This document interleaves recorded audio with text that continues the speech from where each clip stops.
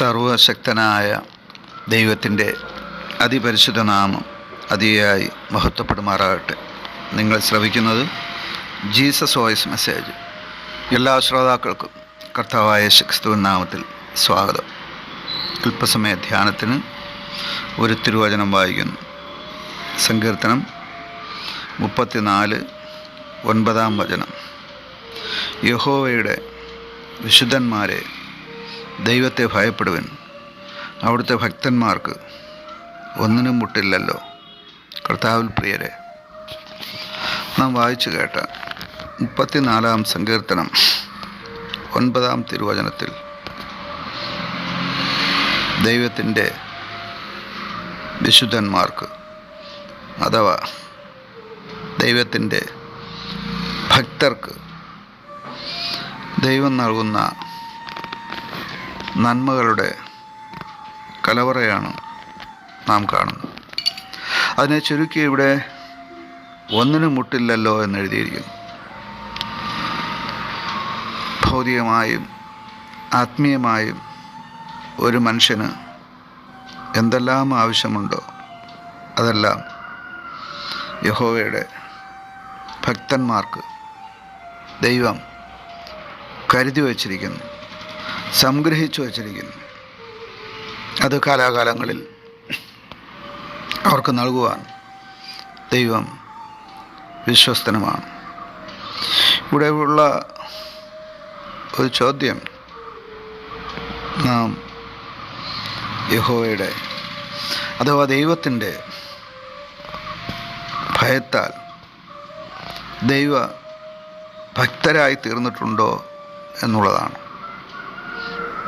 ദൈവ ഭയമുള്ളവനെയാണ് വിശുദ്ധ സത്യവേദപുസ്തകം ഭക്തനെന്ന് വിളിക്കുന്നത്. ദൈവഭയം കൂടാതെ ഒരു മനുഷ്യനും ദൈവഭക്തനായിരിക്കാൻ സാധ്യമല്ല.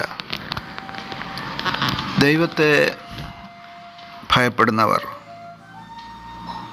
പാപം വിട്ട് ഓടിപ്പോകുവാനിടയാകും, അഥവാ പാപം ചെയ്യുവാൻ അവർ തുനിയുകയില്ല. പാപം ചെയ്യുവാനും അവർ ഭയപ്പെടും.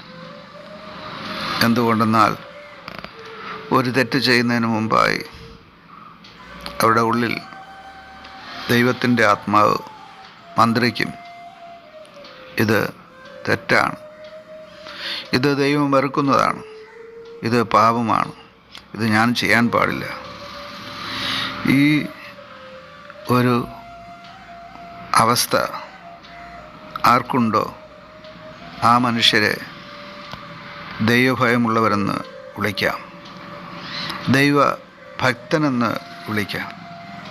ഇങ്ങനെ ദൈവഭയത്തോടെ ദൈവഭക്തിയോടെ ഈ ഭൂമിയിൽ നാം ജീവിക്കുമ്പോൾ നമുക്ക് ഒന്നിനും മുട്ടുണ്ടാകുകയില്ല. എന്തെങ്കിലും വിഭവങ്ങൾക്ക്, വസ്തുക്കൾക്ക് മുട്ടുണ്ടായാലോ? അപ്പോസ്തലനായ പൗലോസ് ഫിലിപ്പിയർക്ക് എഴുതിയ ലേഖനം 4-ാം അധ്യായം 19-ാം തിരുവചനത്തിൽ പറയുന്നു, നമ്മുടെ ബുദ്ധിമുട്ടുകൾ ദൈവം തൻ്റെ സമ്പന്നതയിൽ തീർത്തു തരുമെന്നാണ്.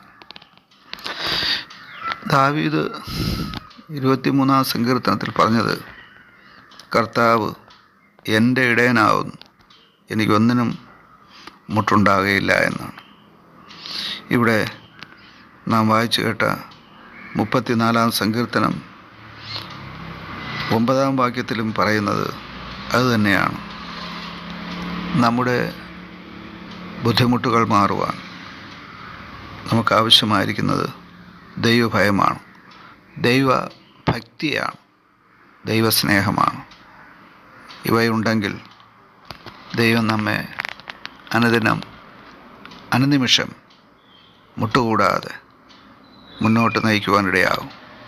ഈ തിരുവചനങ്ങളാൽ സർവശക്തനായ ദൈവം നിങ്ങളെ സമൃദ്ധിയായി അനുഗ്രഹിക്കുമാറാകട്ടെ. ആമേൻ. യഹോവ ദൈവമാം വിശുദ്ധ